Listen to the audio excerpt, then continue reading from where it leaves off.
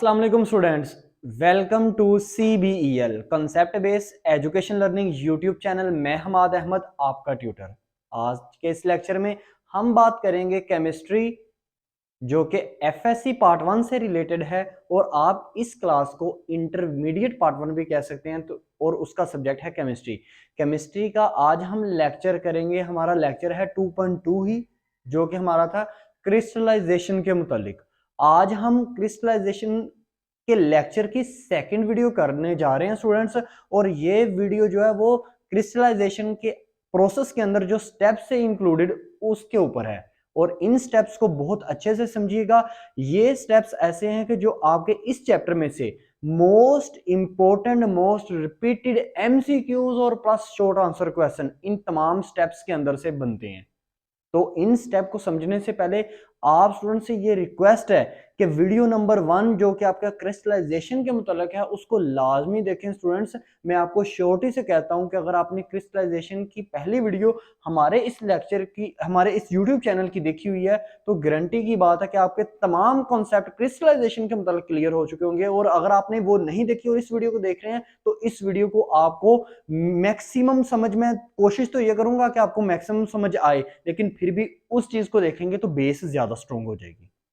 So students, video को शुरू करने से पहले आप स्टूडेंट्स से ये रिक्वेस्ट है, चैनल को सब्सक्राइब करें, वीडियोस को लाइक करें और इन वीडियोस को ज्यादा से ज्यादा अपने फ्रेंड्स में शेयर करें ताकि आपके साथ साथ उनका भी बेनिफिट हो। सो स्टूडेंट्स, हमने क्या पढ़ा था लास्ट वीडियो, हमने ना क्रिस्टलाइजेशन के मुतालिक पढ़ा था। तो क्रिस्टलाइजेशन में आज हम पढ़ेंगे उसके स्टेप्स। देखें, क्रिस्टलाइजेशन के प्रोसेस में जो पहला क्वेश्चन आपको आता है, शॉर्ट क्वेश्चन, वो आपको कहता है right down the steps which are included या which are involved in the process of crystallization, या इन क्रिस्टलाइजेशन प्रोसेस, वो कैसे भी बोल सकता है। तो आपने क्या करने हैं, जस्ट नेम लिख देने हैं। तो क्रिस्टलाइजेशन के प्रोसेस के नेम क्या थे? नंबर 1 आपका था चॉइस ऑफ सॉल्वेंट, नंबर 2 आपका था प्रिपरेशन ऑफ कंसंट्रेटेड सॉल्यूशन या प्रिपरेशन ऑफ सैचुरेटेड सॉल्यूशन। ठीक है स्टूडेंट्स। उसके बाद number 3 filtration, number 4 cooling, number 5 obtaining of crystals, number 6 आपके पास है ड्राइंग ऑफ क्रिस्टल, और नंबर 7 है डिक्लोराइजेशन ऑफ क्रिस्टल्स। तो आज हम अपना पहला जो स्टेप है उसको शुरू करते हैं, और इस स्टेप में दो ऐसे इंपॉर्टेंट शॉर्ट आंसर क्वेश्चन है जो कि बहुत ज्यादा पेपर में आते हैं। ठीक है, वैसे तो ये सारे ही आपको समझने वाले हैं, क्योंकि अगर किसी ना किसी भी स्टेप में से अगर आपको शॉर्ट आंसर क्वेश्चन ना आए तो वो आपको MCQ जरूर दे देता है। चलिए हम शुरू करते हैं। हमारा पहला स्टेप क्या है? Choice of solvent. अच्छा देखो स्टूडेंट्स, एक बात देखो, क्रिस्टलाइजेशन का प्रोसेस क्या था, जल्दी से रिवीन कर लेते हैं। क्रिस्टलाइजेशन का प्रोसेस ये था जी, अगर फर्ज करें हमने, अच्छा क्रिस्टलाइजेशन और फिल्ट्रेशन में क्या फर्क था? फिल्ट्रेशन हम करते हैं लिक्विड की और क्रिस्टलाइजेशन हम करते हैं सॉलिड पार्टिकल्स की। ठीक है ना? तो अगर फर्ज करें मेरे पास चीनी है, चीनी मेरे पास एक थोड़ी सी खराब है, उसमें इंप्योरिटीज है। इंप्योरिटीज का मतलब होता है ना खालिस चीजें, चीनी में कुछ ऐसी खराबी है, उनको मैं दूर करना चाह रहा हूँ, और चीनी मेरे पास सॉलिड फॉर्म में है, तो मैं इसकी फिल्ट्रेशन नहीं करूंगा, मैं क्या करूंगा, क्रिस्टलाइजेशन के मतलब इस चीनी को साफ कर पाऊंगा।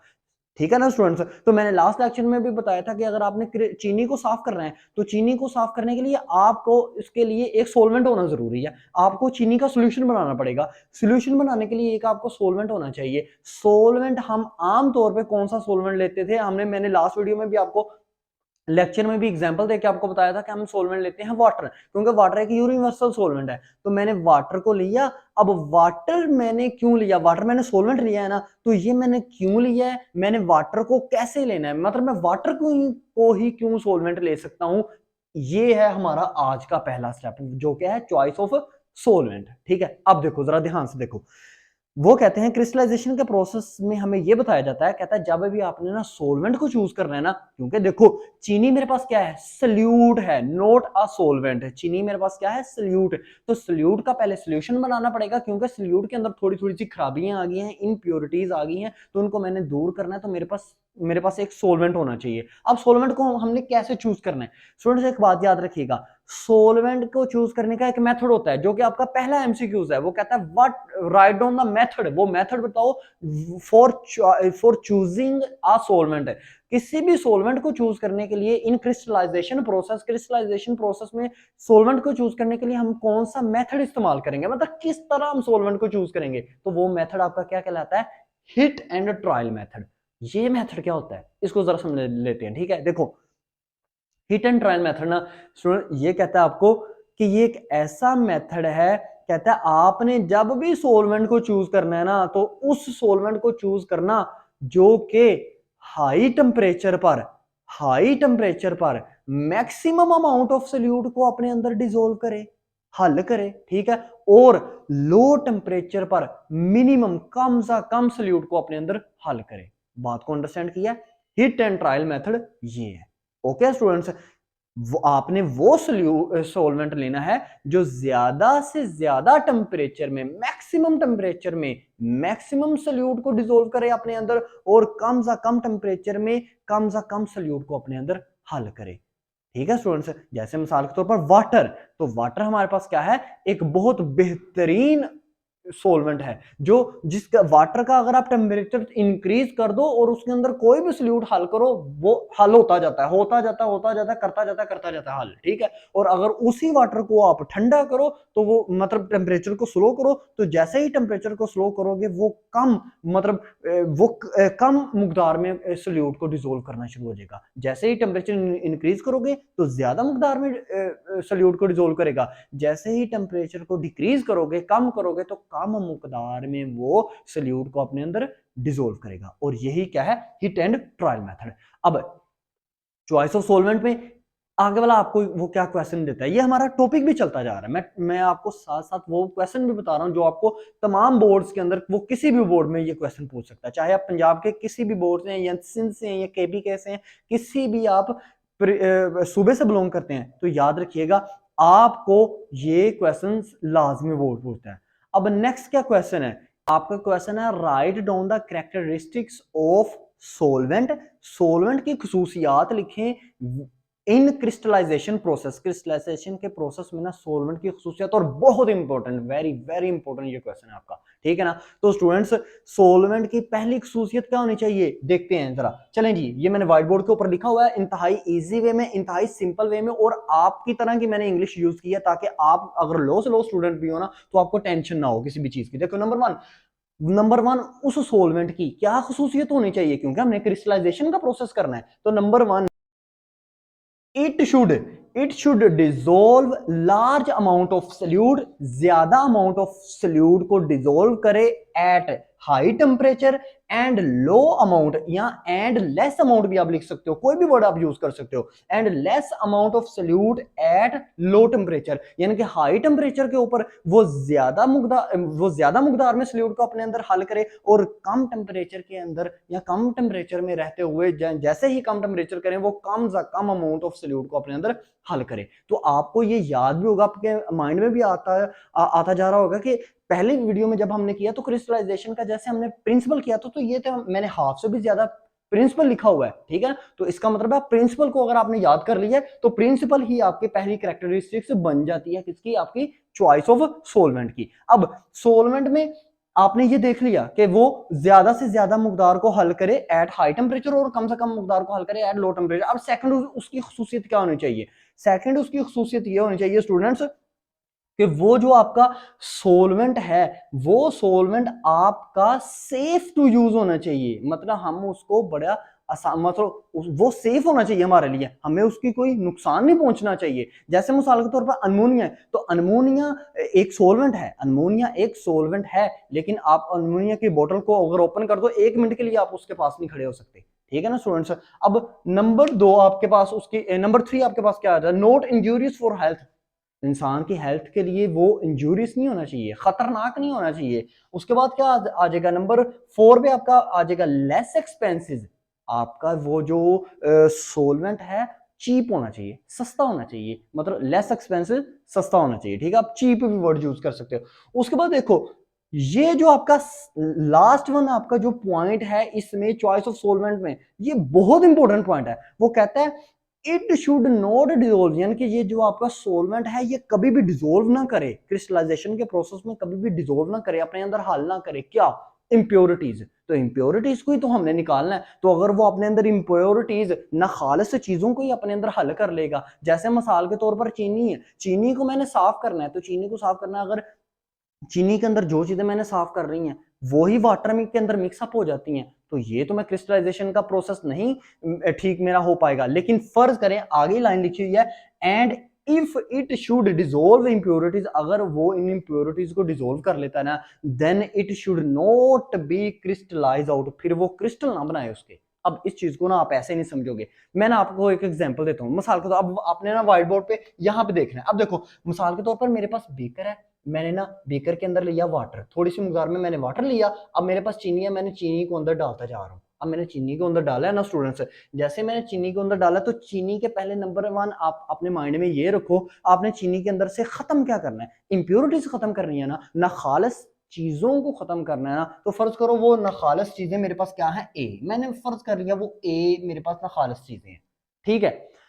अब ये जो आपका सोलवेंट है ना वाटर, ये ना ए जो ए वाली चीज है ना नखालिस चीज जो चीनी के अंदर पाई जाती है, इसको अपने अंदर डिसोल्व ना करे। जैसे ही मैं ना टेम्परेचर बढ़ाऊं ना, टेम्परेचर बढ़ा के हल करता जाऊं, सोल्यूशन को मैं हल करता जाऊं, तो ये ए वाली चीज को अपने अंदर क्या करे, हल ना करे, ठीक है। हाँ, अगर वो हल कर ले, जो कि ये हमारा पॉइंट था, अगर वो उसको हल कर ले, फर्ज करें इसने हल कर लिया, मतलब ये जो सोल्यूशन बना ना, पानी मैंने लिया, मैंने चीनी ली, उसको मैं मिक्सअप करता जा रहा हूँ, अब ये ए जो मेरे पास इंप्योरिटी थी ना, ये भी उस सोल्यूशन के अंदर हल होगी। अब हल होगी है ना, तो हल होगी तो इसके क्रिस्टल्स ना बने, मतलब अब क्रिस्टल्स कब बनते हैं, आप स्टूडेंट्स को भी पता है, जैसे ही हम क्या करते हैं, जैसे हम हल करने के बाद हमारा टेम्परेचर इंक्रीज कर देते हैं, इस सोल्यूशन का टेम्परेचर इंक्रीज करने के बाद उस टेम्परेचर को उस सोल्यूशन को ठंडा कर दे हैं, मतलब कूलिंग के लिए हम रखते हैं, तो कूलिंग के लिए रखते हैं, जैसे कूलिंग के लिए रखते हैं तो वो क्रिस्टल्स बनना शुरू हो जाते हैं, ऐसा ही है ना।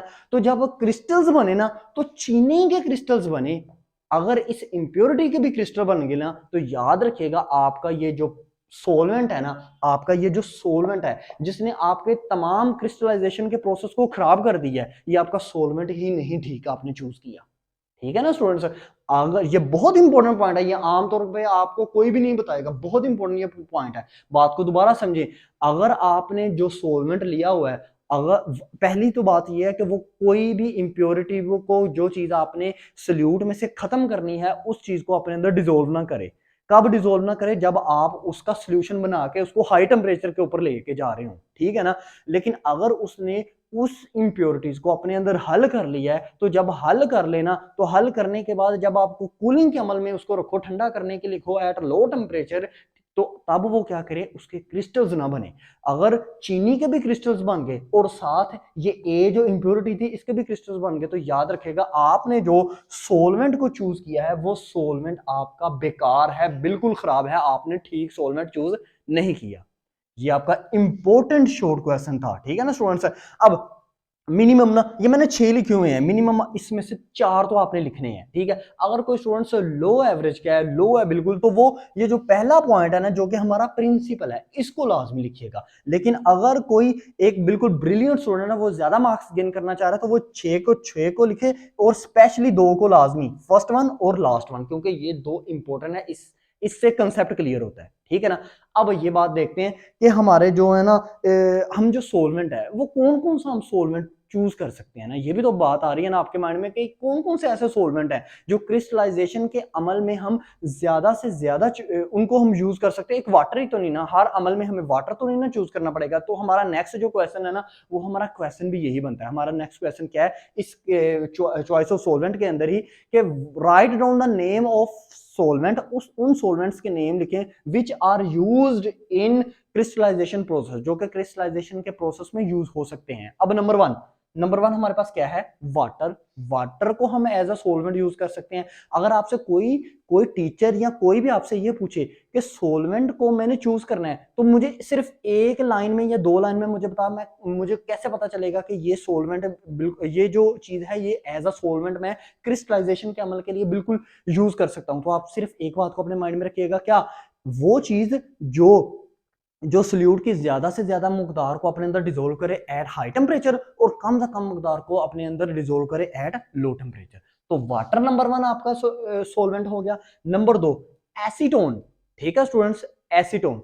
नंबर 3 आपका क्या हो गया, नंबर 3 आपका हो गया अल्कोहल, इसको अथाइल अल्कोहल भी कहते हैं, अल्कोहल जो पीने वाली अल्कोहल होती है, ठीक है ना स्टूडेंट्स, अल्कोहल। नंबर 4 पे आप क्या यूज करोगे, डाई इथाइल ईथर, ठीक है। नंबर 5 पे आप क्या यूज कर सकते हो, क्लोरोफॉर्म, ये जो बेहोश करने वाली अदवायात होती हैं, इसको भी आप एज अ सॉल्वेंट यूज कर सकते हो। नंबर 6 के ऊपर देखो, कार्बन टेट्राक्लोराइड CCl4, ठीक है ना स्टूडेंट्स। नंबर 7 के ऊपर देखो, पेट्रोल और गैसोलीन, पेट्रोल और गैसोलीन को भी हम, पेट्रोल या गैसोलीन, इसको भी हम एज अ सॉल्वेंट यूज कर सकते हैं। ये मैंने 7 लिखे, आपको मिनिमम 4 से 5 अगर पेपर में आ जाए, ये 4 से 5 आपको लाजमी आनी चाहिए। अब ये एमसीक्यूज में भी ऐसे पूछ लेता है, कह सकता है जो नीचे दिए गया ऑप्शन में है, इसमें बताओ जो गैसोलीन है वो क्या हम एज अ सॉल्वेंट यूज कर सकते हैं इन क्रिस्टलाइजेशन प्रोसेस। तो आपने गैसोलीन के ऊपर टिक लगा देना, आपने कहना हाँ जी हम यूज कर सकते हैं इसको, ठीक है। तो ये आपका कौन सा प्रोसेस मैंने समझा दिया आपको कंप्लीटली, चॉइस ऑफ सॉल्वेंट को। सॉल्वेंट को हमने किस तरह चूज करना है, हम चूज किस तरह सॉल्वेंट को करेंगे, उसके अंदर क्या क्या चीजें होनी चाहिए, ठीक है ना। अब जो हमारा नेक्स्ट स्टेप था क्रिस्टलाइजेशन के प्रोसेस के अंदर, वो हमारा नेक्स्ट स्टेप क्या था, प्रिपरेशन ऑफ सैचुरेटेड सॉल्यूशन। अब ये क्या, हमने सॉल्वेंट यूज कर लिया, फर्ज करें मैंने सॉल्वेंट को चूज कर लिया, वो मैंने सॉल्वेंट रखा वाटर।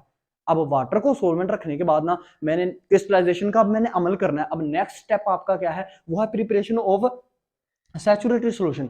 अब जो आपका जो भी आप सॉल्यूशन बनाओगे ना, मैंने वाटर लिया, मैंने उसके अंदर चीनी के अंदर मैंने इंप्योरिटीज को दूर करना है, चीनी के अंदर ना खालिस चीजों को मैंने दूर करना है। अब चीनी के अंदर ना खालिस चीजों को दूर करना है, तो मैंने उसका सॉल्यूशन बनाना है। अब उसका खाली सॉल्यूशन नहीं बनाना, आपने उसका कंसंट्रेटेड, आपने उसका सैचुरेटेड सॉल्यूशन बनाना है। इसको कंसंट्रेटेड सॉल्यूशन भी हम कह सकते हैं, ठीक है ना स्टूडेंट्स।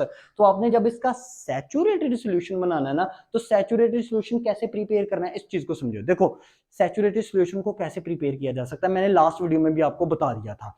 सैचुरेटेड सॉल्यूशन तब प्रिपेयर होगा, ये देखिए मैंने वाटर एक बेकर लिया, बेकर के अंदर मैंने वाटर डाला, थोड़ी सी मुकदार में मैंने पहले सॉल्वेंट डाला जो कि वाटर था। वाटर को डालने के बाद मैंने ना उसके अंदर ना, अब मैं ना डालता जा रहा हूँ क्या, चीनी। मैंने ना पहले थोड़ी सी मुकदार में चीनी डाली जो कि मेरे पास सल्यूट है, अब मैंने उसको हल किया, डिजोल्व हल करता जा रहा हूँ, वो होता जा रहा है हल्का हल्का सा, नीचे से मैं टेम्परेचर को भी इंक्रीज करता जा रहा हूँ। अब इंक्रीज करता जा रहा हूँ टेम्परेचर को, उसको हल करता जा रहा हूँ, वो हल होता जा रहा है। अब जिस टेम्परेचर पे जाके वो हल होना बंद हो गया ना, आपने वहां पे रुक जाना है, ठीक है। अब आपने क्या करना है, अब आपने दोबारा से सोल्यूट को लेना है, चीनी को लेना है, अब दोबारा से फिर उसी सोल्यूशन में डालना है, पानी के अंदर डालना है, अब फिर उसको हल करते जाना है, फिर वो हल होना शुरू हो जाएगा। अब वो हल होना शुरू हो जाएगा, अब आपने टेम्परेचर को फिर बढ़ाते जाना है, अब वो जिस मैक्सिमम टेम्परेचर पे जाके ना वो हल होना बंद हो जाएगा।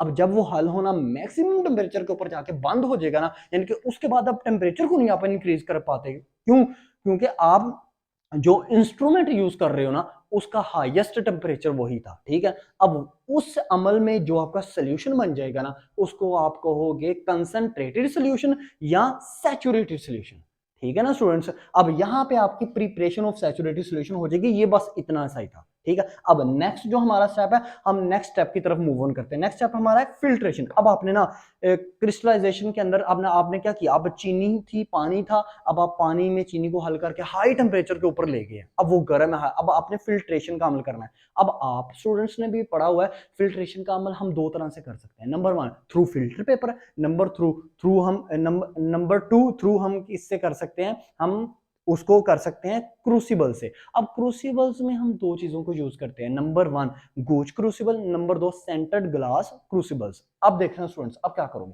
अब आपने ना फिल्ट्रेशन का जैसे ही अमल करना है ना, तो आपने फर्ज करें मैंने ना गूज क्रूसिबल को यूज किया क्योंकि उसमें फिल्टर पेपर लगा होता है, ठीक है ना।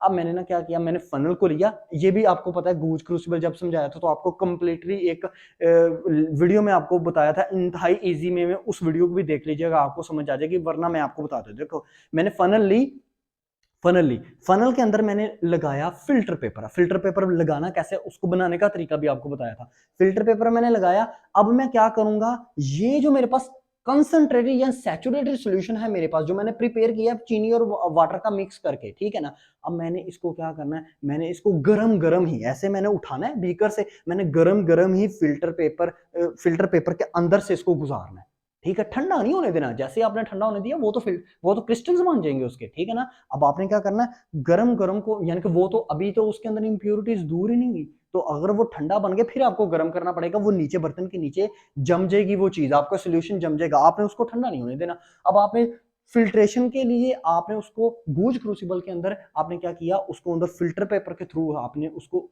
गुजारा।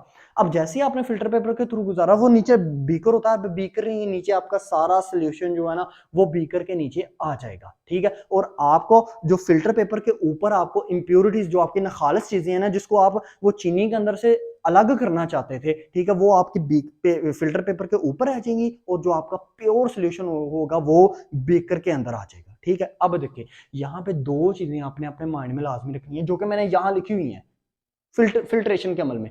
नंबर वन, वो कहता है टू प्रिवेंट, मैं पहले आपको बता देता हूं, to prevent premature crystals, premature crystal से बचने के लिए we should use hot funnel.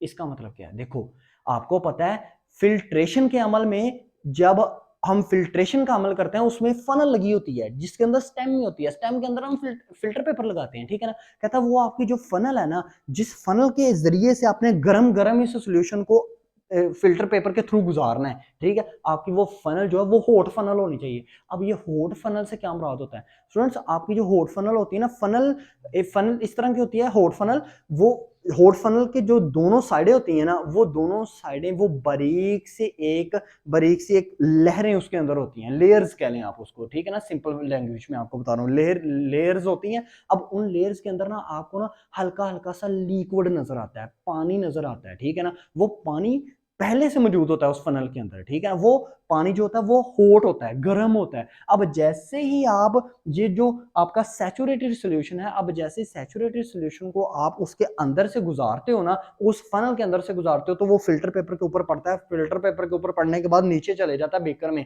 तो वो आपके सॉल्यूशन को ठंडा नहीं होने देता। क्योंकि आप स्टूडेंट्स को भी ये पता है कि जब हम थ्रू फिल्टर पेपर फिल्ट्रेशन करते हैं तो वो बहुत स्लो स्लो आपकी फिल्ट्रेशन करता है, ये पढ़ा है ना आपने। इसलिए तो हम सेंटर्ड ग्लास क्रूसिबल्स का इस्तेमाल करते थे फास्ट फिल्ट्रेशन के लिए, ठीक है ना। तो अगर आप फर्ज करें गूज क्रूसिबल भी नहीं आप यूज करें, आप सिंपल फिल्टर पेपर यूज कर रहे हैं, तो उसमें तो वो टाइम इतना आपका लग जाएगा, आपका मतलब फिल्टर पेपर के नीचे पहले लिक्विड को जाते वक्त वो कोई 15 मिनट लग गए, अब 15 मिनट आपका जो बर्तन में पड़ा हुआ है बाकी सोल्यूशन, वो तो आपका क्या हो जाएगा, वो आपका ठंडा हो जाएगा। तो आपने क्या करना है, आपने उसको ठंडा नहीं होने देना, इस वजह से हम उसमें क्या यूज कर रहे हैं, इस वजह से हम उसमें हॉट फनल यूज कर रहे हैं, ठीक है। अब नंबर दो आपका क्या है, नंबर दो है to increase the rate of, यहां पे रेट ऑफ क्रिस्टलाइजेशन लिखा गया गलती से, ये रेट ऑफ फिल्ट्रेशन है। To increase the rate of filtration we use vacuum pump और सेंशन ऑपरेटर। अब आपको पता है गोज क्रूसिबल में ना एक वैक्यूम पंप या सेंशन ऑपरेटर होता है, जो क्या करता है, जो कि आपके एयर को ना बाहर नहीं जाने देता, इसके अंदर एयर फेंकता है ताकि इसका रेट ऑफ फिल्ट्रेशन है ना वो इंक्रीज हो जाए, वो ज्यादा से ज्यादा बढ़े, ठीक है ना। तो इसमें अगर आप फर्ज करें गोज क्रूसिबल के जरिए कर रहे हैं, तो आप चाहते हैं मेरी जल्दी जल्दी से फिल्ट्रेशन हो थ्रू फिल्टर पेपर भी, तो आप उसमें क्या करो, आप सेंशन पंप यूज करो, या उसको वैक्यूम पंप आम लैंग्वेज में हम कह सकते हैं, ठीक है। तो आपका फिल्ट्रेशन हो जाएगा, वो जो गरम गरम लिक्विड होगा वो गरम गरम लिक्विड आपका किस में आ जाएगा, आपका बीकर के अंदर आ जाएगा, ठीक है। तो आपकी यहाँ पे फिल्ट्रेशन का अमल जो है वो कंप्लीट हो जाएगा। अब नेक्स्ट जो स्टेप है हमारा, वो है हमारा कूलिंग। अब कूलिंग देखो ठंडा करना है, अब हमने वो जो हमारा लिक्विड है, जो हमारा सैचुरेटेड सॉल्यूशन है, वो हमने जब फिल्ट्रेशन के थ्रू गुजारा तो वो बीकर में नीचे पड़ा हुआ है, ऊपर पेपर के ऊपर इंप्योरिटीज आ गई, अब वो गरम गरम हालत में है, गरम गरम कंडीशन में है, बिल्कुल गरम है। अब क्यों वो गरम क्यों है, क्योंकि हमने हॉट फनल यूज की है। अब देखो स्टूडेंट्स, हमें जैसे ही हॉट फनल यूज किया है तो वो अब उसको कूलिंग भी तो करना है ना, तो कूलिंग करने के तीन तरीके हैं। अब देखो नंबर वन क्या है, ये भी आपको आमतौर पे एमसीक्यूज में भी आता है, ये आपको जो ऊपर बताए हुए हैं मैंने फिल्ट्रेशन में, ये भी आपको एमसीक्यूज में आते हैं कि फिल्ट्रेशन के अमल में हम कौन सी फनल यूज करते हैं, हॉट फनल यूज करते हैं। फिल्ट्रेशन को फास्ट करने के लिए हम क्या चीज इस्तेमाल कर सकते हैं, वैक्यूम पंप या सेंशन ऑपरेटर, ठीक है ना। अब देखो स्टूडेंट्स, ये भी आपको आता है क्या, three ways of cooling, cooling करने के तीन तरीके हैं। Number one fast cooling, number two slow cooling, three आपका क्या है, मॉडरेट रेट, ठीक है ना। अब तीन तरीके हैं, यहां तो जल्दी जल्दी से कूलिंग कर लो, जल्दी जल्दी से कूलिंग कैसे होगी, उसी बर्तन को उठाओ डीप फ्रीजर में रख दो, ठीक है ना, मतलब डीप फ्रीजर में रख दो या बर्फ के अंदर उसको रख दो, तो आपकी फास्ट कूलिंग हो जाएगी, जल्दी से वो लिक्विड आपका ठंडा हो जाएगा, ठीक है। नंबर दो क्या आपका कि मॉडरेट रेट, मतलब उसको स्लो रफ्तार में, मतलब उसको दरमियानी रफ्तार में उसको क्या होने दो, ठंडा होने दो, मतलब उसको ठंडे पानी में रख दो, इस तरह समझ लो, ठीक है। नंबर थ्री आपका क्या है कि स्लो रेट से उसको स्लो कूलिंग होने दो। स्लो कूलिंग कैसे होगी, स्लो कूलिंग के आम बाहर रख दो, उसको आम आबो हवा में रख दो, वो एयर पड़ेगी, उसको क्या पता उसको एक दिन लगे, आधा दिन लगे, जैसे मर्जी लगे, वो आपका क्या हो जाएगी, स्लो कूलिंग हो जाएगी। ठीक है ना। तो कूलिंग करने के 3 तरीके आपने सीखे, फास्ट कूलिंग, मॉडरेट रेट, और उसके बाद आपका क्या आ जाएगा, स्लो कूलिंग। अब इसमें ना एक चीज आपको वो अक्सर पूछता है, क्या पूछता है, वो आपको ये कहता है कि क्रिस्टल्स साइज, कि क्रिस्टल्स का साइज क्या होना चाहिए, आपके क्रिस्टल्स का साइज क्या होना चाहिए। याद रखिएगा, जब आप फास्ट कूलिंग करते हो ना, तो आपके क्रिस्टल्स का साइज जो होता है वो होता है छोटा। ठीक है ना। आपके क्रिस्टल्स का साइज बिल्कुल बारीक होता है। आमतौर पर भी आपको याद होगा कि आपको बारीक बारीक चीनी अक्सर दुकानों में मिलती है ना, तो हमारे घर वाले क्या कहते हैं, जी ये तो चीनी है ना किसी और चीज से बनी हुई है, या आलू से बनी हुई है, या किसी और चीज से बनी हुई है, ये गन्ने की बनी हुई चीनी नहीं। नहीं, वहां पे क्या होता है, उन्होंने फास्ट देखें, जो चीनी है वो आपको बारीक क्यों मिलती है, वो इस वजह से आपको बारीक नजर आती है क्योंकि उन्होंने यहाँ पे उन्होंने फास्ट क्रिस्टलाइजेशन की होती है। क्योंकि देखो, जब आप फास्ट क्रिस्टलाइजेशन करोगे, जब आप फास्ट प्रोसीजर को अपनाओगे, क्रिस्टलाइजेशन को फास्टली उसको कूल करोगे, तो उसमें क्या होगा, उसमें आपका जो साइज होगा ना, क्रिस्टल्स का जो साइज होगा, उस चीज के क्रिस्टल्स का जो साइज होगा वो छोटा हो जाएगा, वो बारीक हो जाएगा। इस तरह आप देख लो, तो इस वजह से आपको वो बारीक बारीक साइज के नजर आते हैं। हाँ, उसमें वो मतलब आप ये भी कह सकते हो कि वो क्या पता वो 2 नंबरी की वजह से वो आपको क्या आलू की बना के दे दें चीनी, वो एक अलग बात है। अब देखो, जो थर्ड है क्रिस्टल्स साइज में, थर्ड में अगर फर्ज करो आप जो है वो स्लो क्रिस्टलाइजेशन करते हो, स्लो कूलिंग करते हो, क्रिस्टलाइजेशन के प्रोसेस में स्लो कूलिंग करते हो, तो उसमें क्या होगा, आपको क्रिस्टल जो है वो बारी बारी और मोटे मोटे आपको नजर और बड़े बड़े नजर आएंगे। ठीक है ना। अब ये तीनों जो आपको क्रिस्टल्स साइज नजर आ रहे हैं, अब अगर आपको पेपर वाला वो क्वेश्चन पूछ ले, वो कहे कि which of the crystal size is the best, तो कौन सा क्रिस्टल साइज आपके लिए बेस्ट है, लार्ज, स्मॉल के मीडियम, तो आप कहोगे मीडियम। उसकी वजह क्या है, आप कहोगे कि लार्ज अगर कूलिंग फास्ट कर रहा है तो लार्ज क्रिस्टल्स बन रहे हैं, तो लार्ज क्रिस्टल जब बनते हैं तो आप लार्ज लार्ज फास्ट कूलिंग होती है, तो जब आपके बारीक थोड़े से क्रिस्टल्स बनते हैं, आपके स्मॉल साइज में क्रिस्टल्स बनते हैं, तो वो भी आपके लिए एक नुकसानदेह काम है। उसकी वजह क्यों, क्योंकि वो जितने ही स्मॉल साइज के क्रिस्टल्स बनेंगे, याद रखना वो क्रिस्टल्स ज्यादा टूट जाएंगे, वो पाउडर की शेप अख्तियार कर लेंगे ना। ठीक है ना। अब अगर लार्ज बन रहे हैं क्रिस्टल्स, तो याद रखना स्लो कूलिंग में लार्ज क्रिस्टल्स बन रहे हो ना, तो उसका मतलब क्या है कि आपके उन क्रिस्टल्स में कोई ना कोई इंप्योरिटीज आ सकती है। क्या पता आपने फिल्ट्रेशन का जब अमल किया था, या क्रिस्टलाइजेशन का जब अमल किया, या कूलिंग का जब अमल किया, तो कूलिंग आपने की है स्लो स्पीड में, तो स्लो स्पीड में कूलिंग करते वक्त क्या पता उस चीज के अंदर आपकी इंप्योरिटीज आने के भी चांसेस हैं। तो इस वजह से अब जब भी कूलिंग करोगे तो आप मॉडरेट रेट को यूज करोगे। ठीक है स्टूडेंट्स, ये आपका क्या कहलाता है, कूलिंग का तमाम प्रोसीजर ये आपका कहलाता है। और ऊपर वाला आपका क्या था, फिल्ट्रेशन का अमल है। और फिल्ट्रेशन के अमल में आपने एक चीज अपने माइंड में रखनी है कि फिल्ट्रेशन में आपने गूज क्रूसिबल को ज्यादा यूज करना है, क्योंकि गूज क्रूसिबल्स में ना एक तो फिल्टर पेपर लगा होता है, दूसरा उसमें हम वैक्यूम पंप या सेक्शन ऑपरेटर भी उसमें हम यूज कर सकते हैं, ताकि हम अपने जो क्रिस्टलाइजेशन, जो हमारा फिल्ट्रेशन का अमल है, उसको हम स्पीड अप कर सकें। ठीक है स्टूडेंट्स, ये मैंने आपको क्या बता दिए, आपको मैंने 4 पॉइंट्स, 4 स्टेप्स आपको बता दिए क्रिस्टलाइजेशन में। अब मैं साइड पे होता हूं, आप इसकी जल्दी से पिक लो, फिर हम आगे मूव ऑन करते हैं।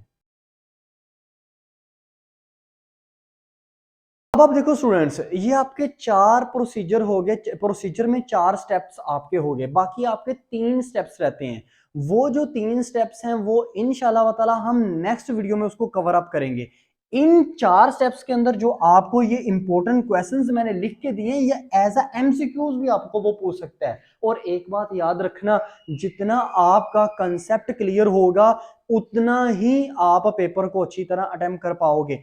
मैं आपको एक चीज जाते जाते ये बता देता हूं, देखें स्टूडेंट्स, ज्यादातर इस लेवल में, इस एज में अक्सर स्टूडेंट्स क्या सोचते हैं, वो ये सोचते हैं कि हम जितना बैठ के, रातों को बैठ के जितना रट्टा लगा सकेंगे, उतनी चीजें माइंड में बैठेंगी। एक बात याद रखना, जितनी चीज इंसान सुन के याद करता है ना, उतनी चीज इंसान कभी भी रट्टा लगाने से या बार बार पढ़ने से भी उसको नहीं याद होती। हाँ, बार बार पढ़ने से, फर्ज करें मैं बुक लेके बैठ गया हूं, मैं उसको पढ़ता जा रहा हूं, रट्टा लगाता जा रहा हूं, बार बार याद करने से, याद रखना आपको चीज तो रट जाएगी, कभी आप उसको लॉन्ग टर्म के लिए उसको कभी आप अपने माइंड में नहीं रख पाओगे। उसकी वजह क्या है? क्योंकि आप उस अमल के अंदर आपको कंसेप्ट नहीं याद हो रहा।